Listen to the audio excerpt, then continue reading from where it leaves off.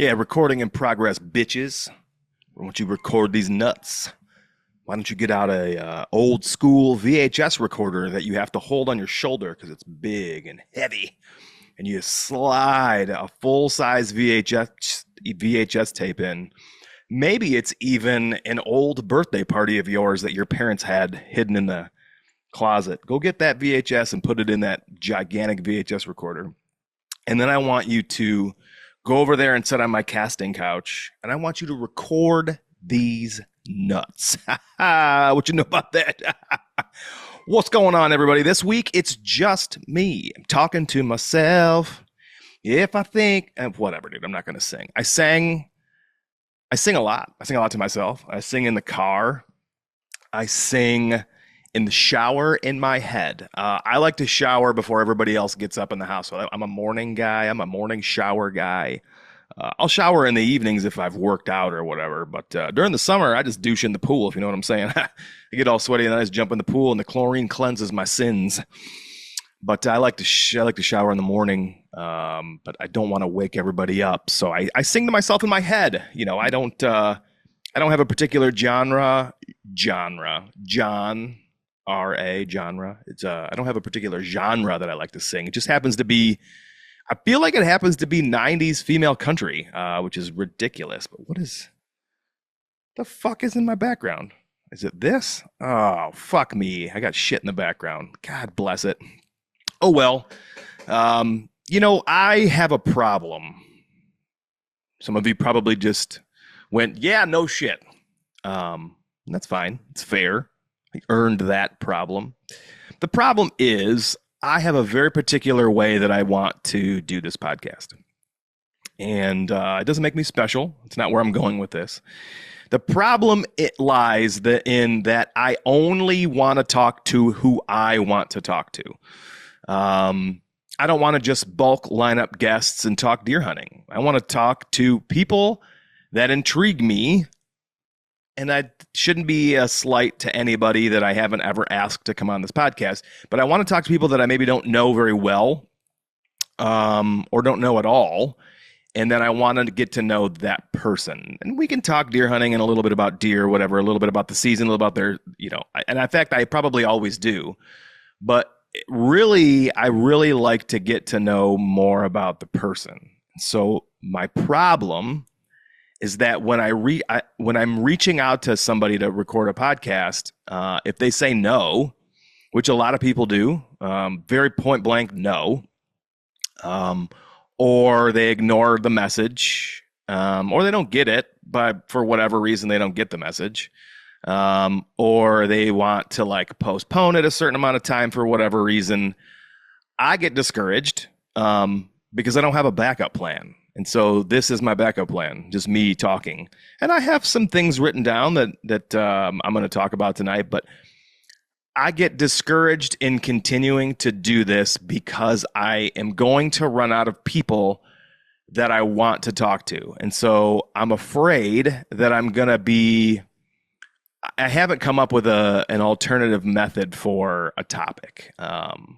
You know what I mean? So currently, if there's somebody that I want to talk to, I know that I'm going to talk to that person about them. If I have to come up with a different angle for episodes, I'm concerned that I'm not going to be able to do it. And so I spend a lot of time contemplating not doing this anymore. I wasn't feeling great yesterday, and so I went to bed really early.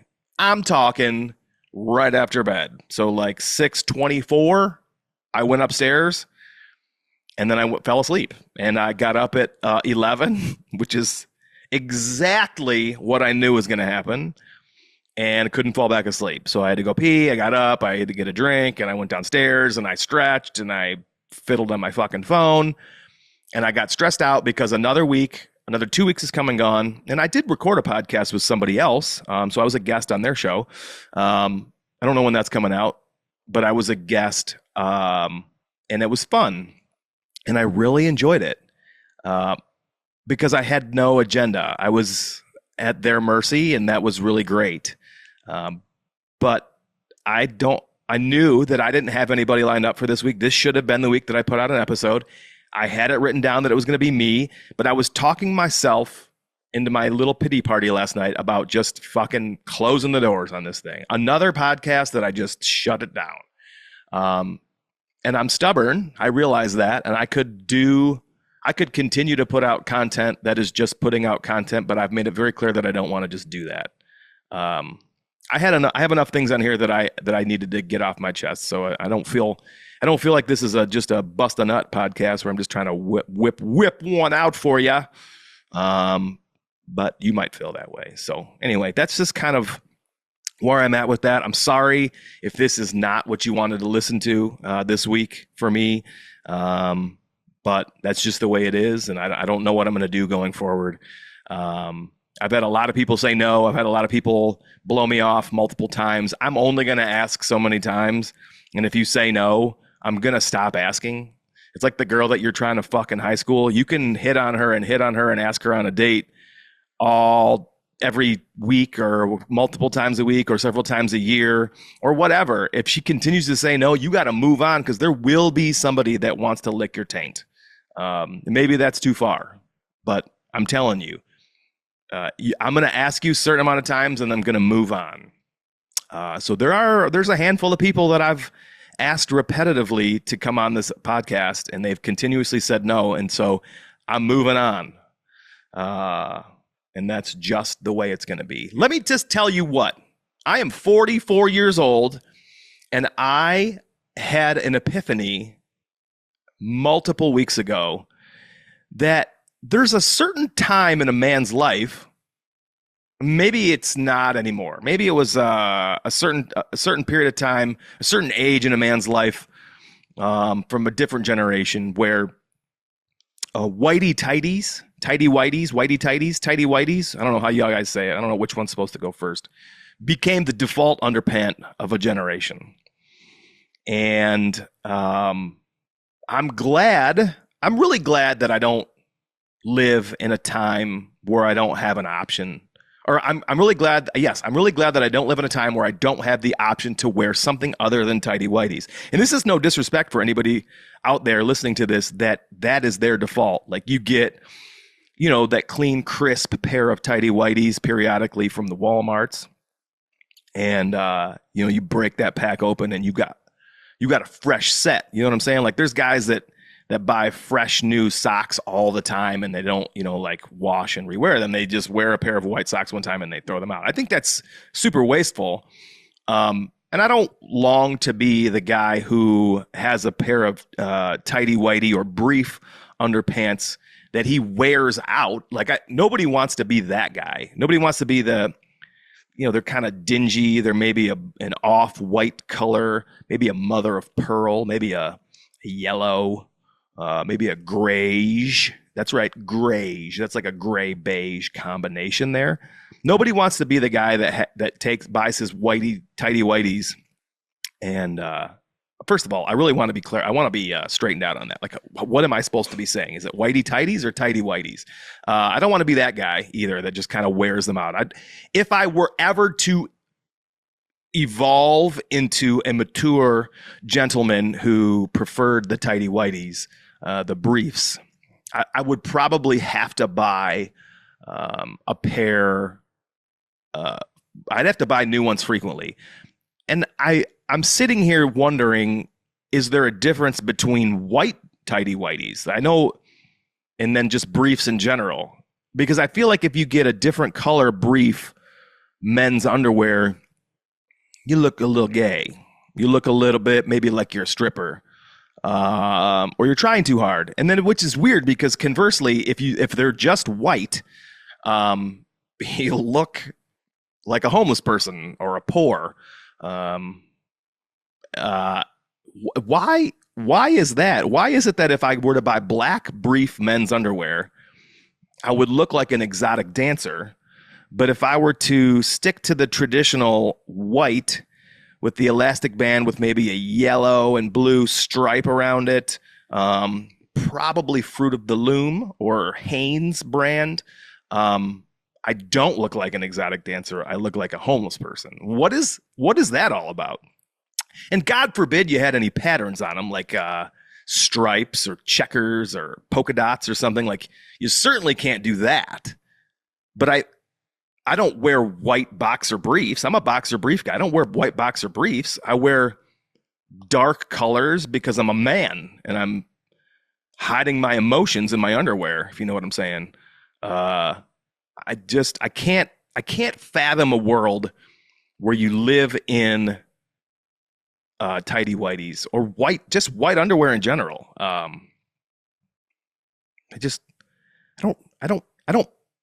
I'm very thankful that I have options these days, and I feel bad for our previous generations, our fathers, or grandpas. I know there were boxer briefs, not boxer briefs. There were boxer shorts around, but I also don't want to wear shorts under my shorts. Does that make sense? Like, I don't want to double short myself. I have sweaty thighs too. Like, I can't do the briefs because my thighs are sweaty, and I don't want my damp or moist thigh skin touching the fabric of my pant. Does that make sense? Like, I don't want there to be a thin layer of moisture above my epidermis and below my cottons or my linens. I don't wear linen pants, or my jeans, or whatever the polyester nonsense is that my Wranglers are. I cannot have a moisture layer betwixt those two things. Does that make sense? Like, who's wearing brief underwear? I want to know who is wearing the briefs and why. Who the fuck do you think you are? You think you're fucking John Stamos? Lenny Kravitz? You think Lenny Kravitz is he alive anymore? Did Lenny Kravitz die? Somebody look that up. Like, I have a fucking producer over here. I don't know, man. This is going to be a real hodgepodge of whatever's going on in my brain. Baiting. We're going to jump to baiting in Ohio. So I will hunt public land in Ohio, but I will also hunt my lease. Like, I picked up a lease this year. I'm a wall hanger member for Base Camp Leasing, and I have been for a couple of years, which I like. I like that I have access to leases before the poor people. And there are times where I think it's a waste of money, because there are times where I'm really scrambling to get on at 8 o'clock on Monday, Wednesday, or Friday. And so is every other wall hanger member. And the server doesn't work well. And so you miss out on things. I guarantee you I've missed out on leases. I also would guarantee that the leasing agents are telling their buddies, hey, I got this one. Here's what I want you to do so that you can get it. I would guarantee there's some shenanigans going on behind the scenes over there at Base Camp Leasing. Now, I will also say that I have picked up currently, I have two what I think are great leases. They're affordable in the sense that if I didn't have anybody hunting them with them. So they're small enough in that I can only do two people. They're two-person leases. They're sub 30 acres. They're sub $2,000 a year, which to some people that's a lot, but whatever. If you make concessions in your life, you can afford to do those kinds of things.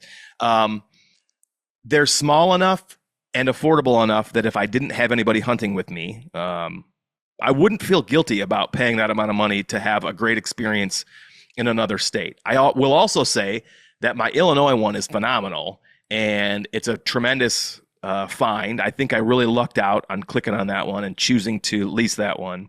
And I hope to be a part of that for a very long time. A great landowner, nice guy, wants to help, wants to know how things are going. Like, is it just in a great area? And he mows a place for me to park.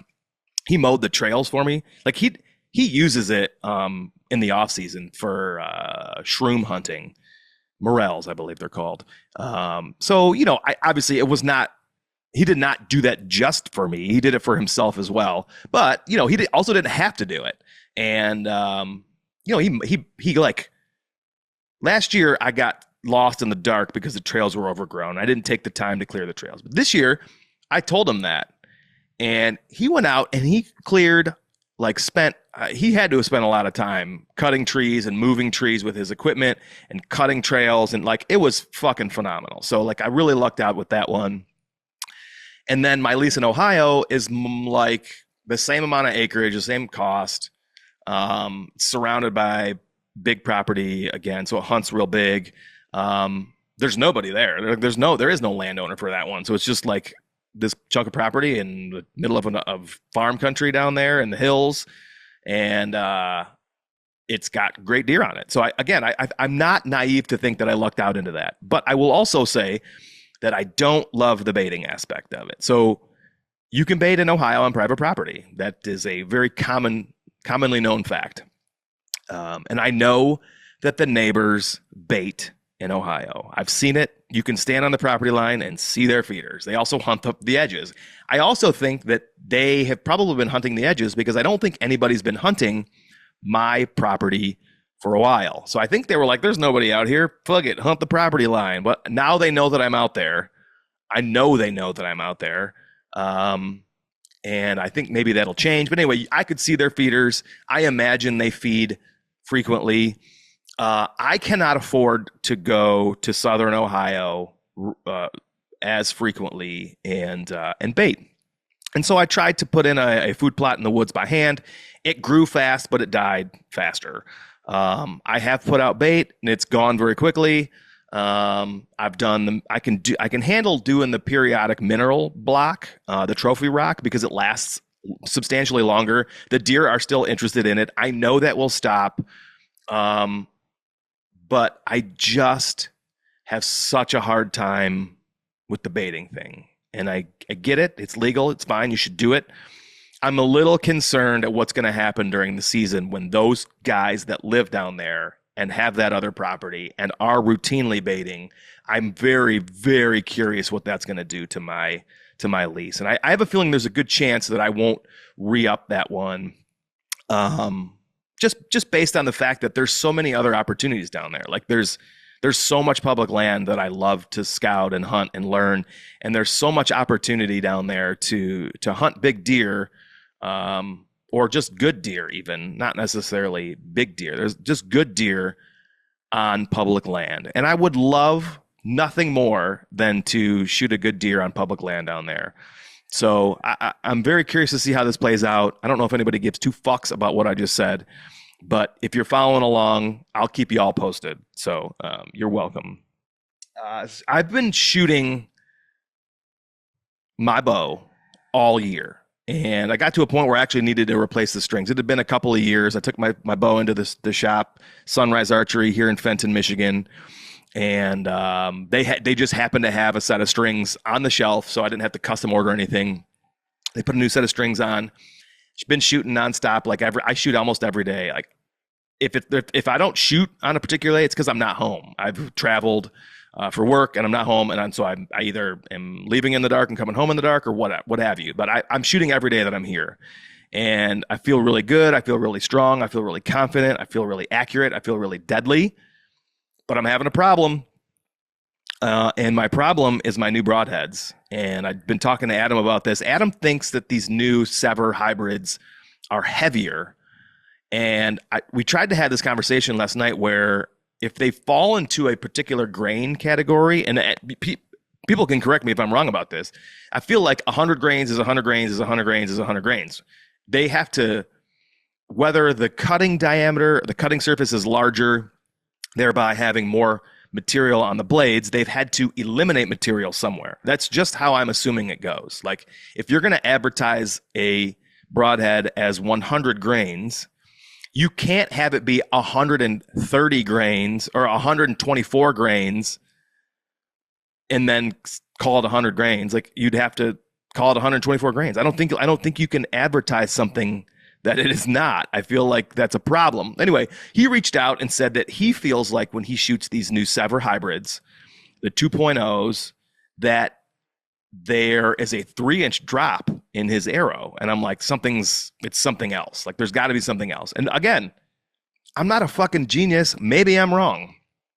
So I spent this morning, before I recorded the show here, shooting the same broadhead I have purchased for this year. I wanted the SEVRs with the bleeders, so I bought the SEVR Titanium Hybrid 2.0s, 2-inch cutting surface, the bleeders on the side, 100 grains, which is what I've always shot.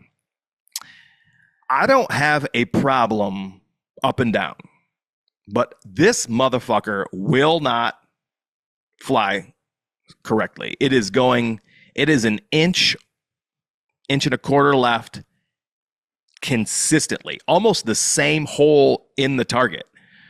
And that was 10 shots. Obviously, I'm not naive to think that it couldn't just be me right off the rip. So I shot multiple times, same arrow, same broadhead, same hole, just about the same 2 holes in the target, almost every single shot.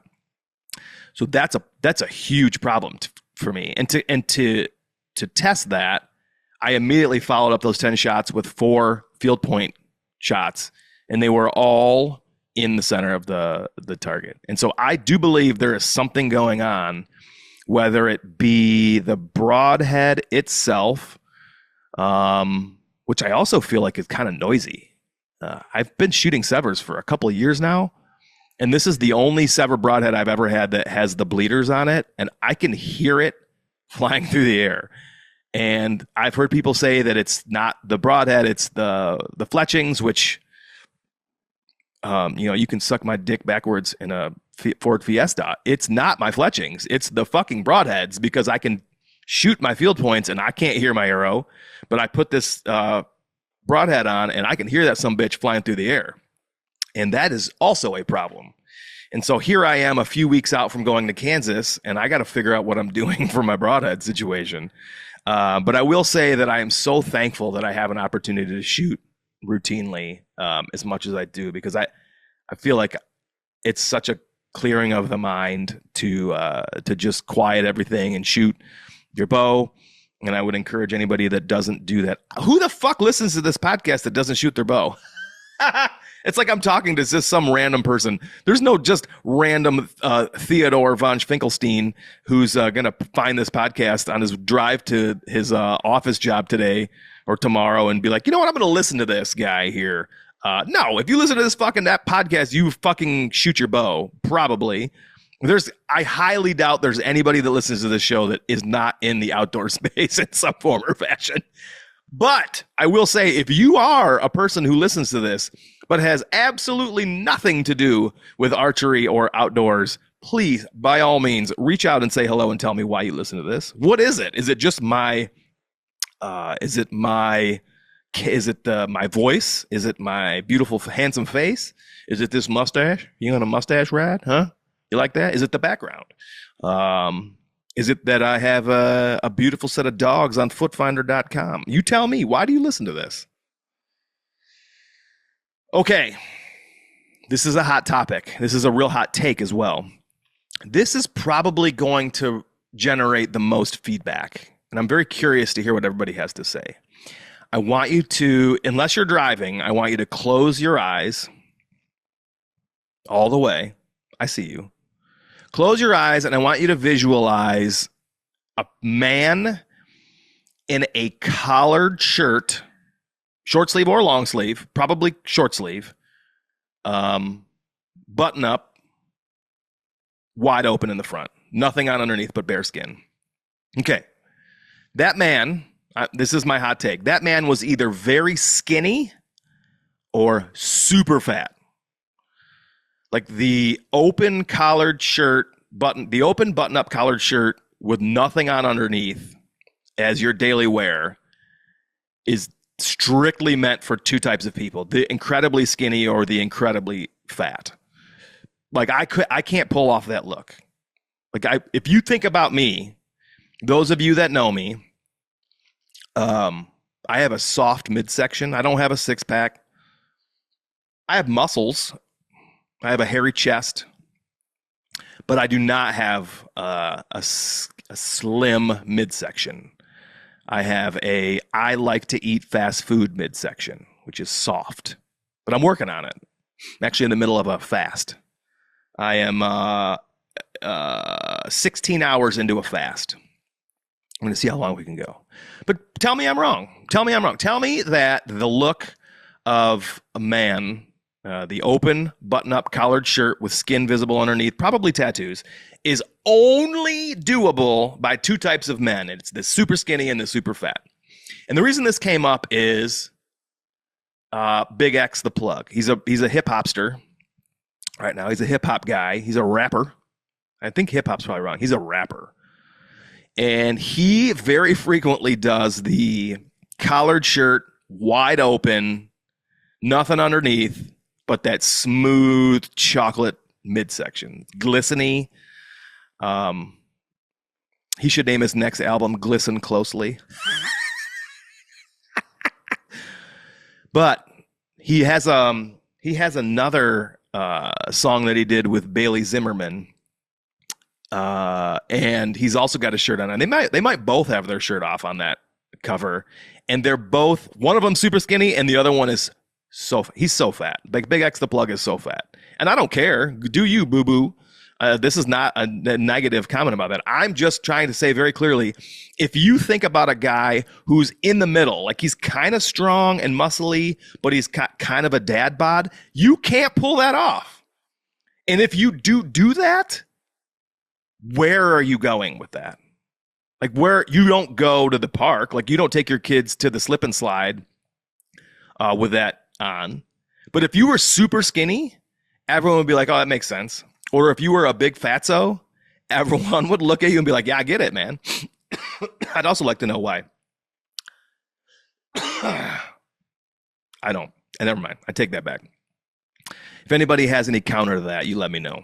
You can hit me in my DMs. Hit me in my DMs and let me know if you know a guy who has that dad bod that can pull that off without looking like an absolute fucking asshole. Because you can do it, but you look like shit. But if you do it and you're super skinny and you do it or you're super fat, you kind of look trendy.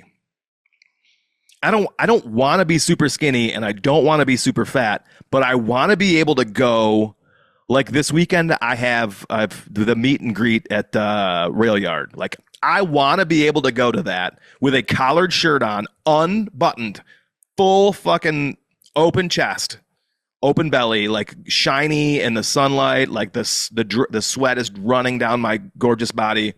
But I don't want to be super fat or super skinny. I want to be me and I want to be able to pull that off. But I can promise you they won't let me in.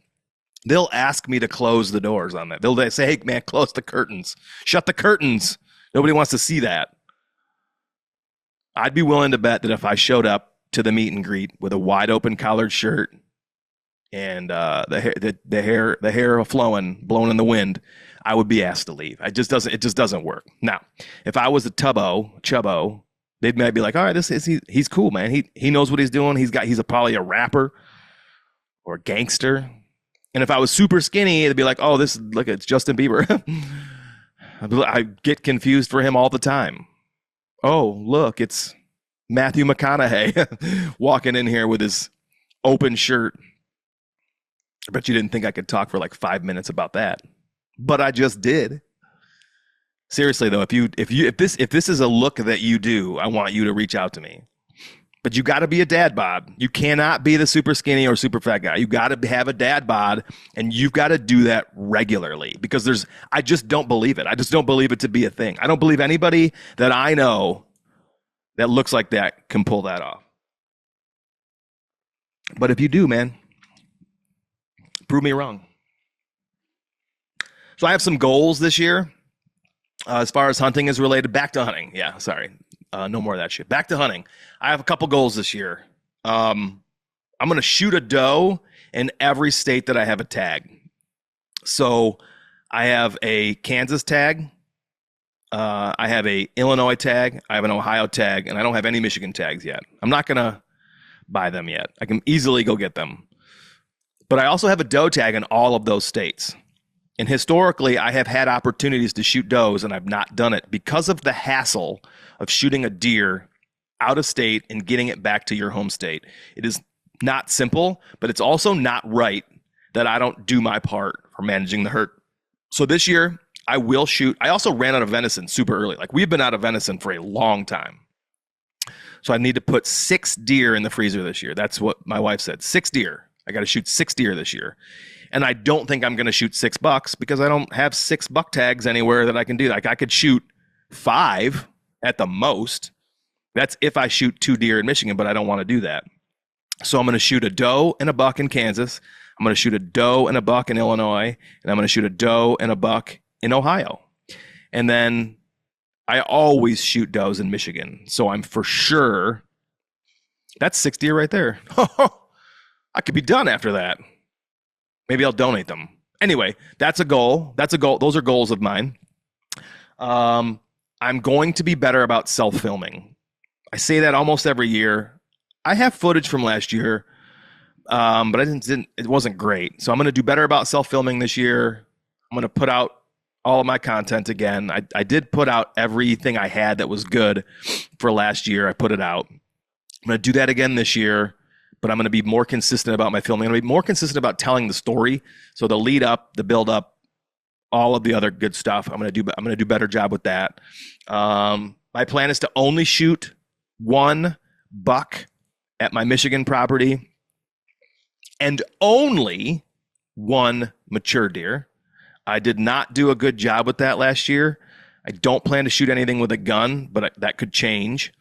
I want to hunt with my youngest daughter this year. She has continuously asked. I'm not sure how that's going to go down, but she wants to hunt with me. I'm still trying to get my son. He just shot his bow and arrow again yesterday, so I think he's going to bow hunt this year. He said he wants to gun hunt, but I was like, listen, man, that's a colder time of year. Like you're better off. He doesn't like to be super cold either. So his thing is he wants to go out and he wants to see a bunch of deer right away. And I laughed because I said, buddy, that's just not how it goes. You got to put in the time in order to see deer. Like you can't just show up for opening weekend, sit 1 or 2 sits and be like, man, this sucks. That's not real, man. Yeah, it could happen, but it's super unrealistic. And so it's actually kind of nice to know that in the future, he'll be able to look back fondly and be like, I put in my time. Like I worked hard. I did a lot of sits.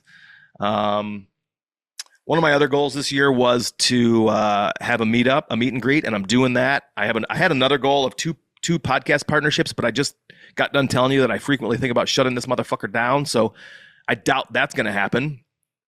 And the rest of it, I'm doing it. So they're all just kind of generic, like scout more on public land, find big bucks on public land, go to the early season in Kansas. Like I'm doing all that stuff. So that's good. That's fun. I did get some new stuff this year. I got a couple of pouches. I got the operator pouch from Latitude. I got some micro diameter ropes. So I picked up a brand new tether and a brand new lineman's that are super micro diameter. Like they're smaller than the 8mm. They're like 5 or 6mm. They're from Wildline Ropes. They're super light and super like concise. Like when you roll them up and you put them in your pouch, they're super tight. And that's really great. I've added I got the new Latitude platform for saddle hunting, which I now have 2 saddle hunting setups and my .5. I picked up a little bit of new gear, like a couple of Osio pieces. I got some, and then the rest of it's just like tinkering stuff. So it's like clips and shot cord and straps and bungees and all these things just to make things more simple. I got a new pouch from Bullman Outdoors or Bullpath. Sorry, not Bullman. That's very different. Bullman does the Ring of Steps. Bullpath. And it's a pouch, and I'm not sure if I'm going to run that on my saddle or if I'm going to run it under my seat on the .5. It's currently on the .5, but we'll see. I may be able to move those couple things around. All American-made stuff, all really great. And the last thing I want to say is Northern Ohio public land people, get your fucking shit together. Holy fuck. Adam and I kayaked to an island the other day. And the boat launch, to begin with, the boat launch was covered in empty Jello shot containers, beer, sunglasses, trash. Like the trashy people that did it left their trash to be picked up by other people. And then we kayaked over to an island to figure out if there's any deer on it.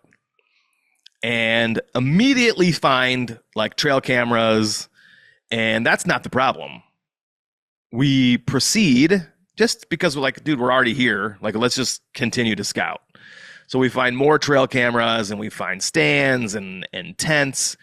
And the biggest, most ridiculous mineral site I've ever seen in my entire life. Like the deer have literally dug this out and the raccoons have dug this out 3 feet fucking deep. And there's cameras on it, and there's a ladder stand right over top of it. And it is unbelievable. There are trees cut everywhere where dudes are like trying to set up their tree stands, and they're like, well, this fucking tree's in the way. This is a great spot, but the tree's in the way. So they just fucking cut a tree down. And yes, I can figure out the difference between a tree falling down and a tree being cut down. Nature does not cut things perfectly clean at a 90-degree angle, you jackass. So if you listen to this and you're a Northern Ohio hunter, fuck you if you do that shit. What the fuck is wrong with you? Leave it better than you found it. Leave it as you found it. Stop cutting fucking trees down, you clowns. What the fuck? That's all. That's all I got. Maybe I'll have a guest next time. Maybe this podcast won't even exist next time you fucking hear this. Anyway, if I'm going to see you this weekend, I look forward to it. If I don't see you this weekend, I understand. You had other things come up. As I previously said, it's very difficult to pick a date and make everybody happy all the time. So I just picked a date that worked for me, and it seems like it's going to work for a lot of people. Seems like there's going to be a lot of people there. Some of the people that were hoping we're going to make it can't, and I understand that. But if you are coming, man, I'm looking forward to it. Gross. But I'm going to eat a taco with you, Lady and the Tramp style. So we'll talk to you all later. See ya.